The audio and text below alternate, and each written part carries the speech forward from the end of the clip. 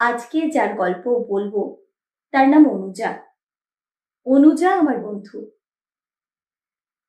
অনুজা ভারতবর্ষের একটি নামী শহরে বসবাস করে 3 ছেলে মেয়েকে নিয়ে। অনুজার যখন বিয়ে হয় তখন সে সবেমাত্র 12 ক্লাস পাস করেছে। সে বাঙালি নয়, অন্য একটি সম্প্রদায় থেকে সে এসেছে এবং সে এমন সম্প্রদায়ের মেয়ে যেখানে বিয়ে নিয়ে মেয়েদের মতামতের খুব একটা মূল্য নেই। যে ছেলেটির সঙ্গে অনুজার বিয়ে ঠিক হয় সেই ছেলেটির নিজের একটি অত্যন্ত নামকরা ট্রাভেল কোম্পানি আছে। অনুজার বাড়ির লোকেরা সানন্দে রাজি হয়ে যায়। অনুজা সুন্দরী, তার হাজবেন্ডকেও দেখতে যথেষ্ট ভালো। শ্বশুর বাড়িতে রয়েছেন শাশুড়ি, শ্বশুরমশাই, এক অবিবাহিত দেওর এবং ননদের বিয়ে হয়েছে তার শ্বশুরবাড়ির কাছাকাছি।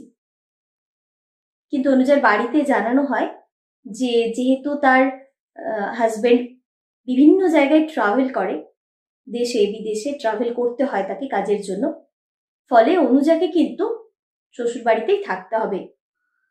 তাতে অনুজার বাড়ির লোকের কোনো আপত্তি ছিল না, আর অনুজার আপত্তির তো প্রশ্নই ওঠে না। আর তার এই সম্বন্ধটি নিয়ে আসে তারই একটি দূর সম্পর্কের আত্মীয়। বিয়ের পর সব মেয়েরই যেমন কাটে সেইভাবেই অনুজার কাটছিল। কিছুটা অ্যাডজাস্টমেন্ট, ছোটখাটো ভালো লাগা। যদিও অনুজার শাশুড়ি মা এবং তার যে ননদ কাছাকাছি থাকতো তারা অনুজাকে নানাভাবে হ্যারাস করার চেষ্টা করতো, তাকে ভীষণ বিরক্ত করতো যাতে সে খুব একটা ভালো থাকতে না পারে।